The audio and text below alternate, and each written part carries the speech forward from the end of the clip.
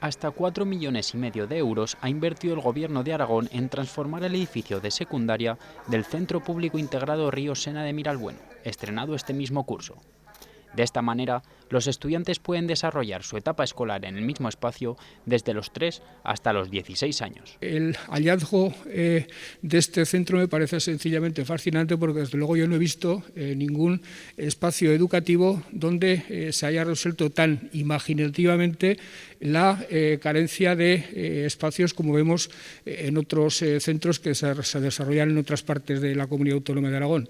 Este centro cuenta con 4 plantas, gimnasio, 12 aulas polivalentes, 2 de desdoble y otra de apoyo, además de laboratorio y clases de tecnología, música, informática y plástica.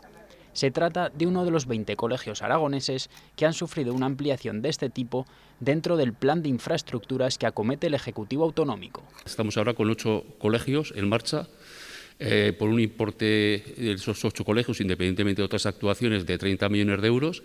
Y bueno, con respecto al futuro, pues como ha dicho el presidente, tendremos un nuevo plan de infraestructuras y en ese nuevo plan de infraestructuras se incorporarán aquellas que sean necesarias. Así pues, el Departamento de Educación ha dotado de todos los servicios educativos necesarios al barrio de Miralbueno.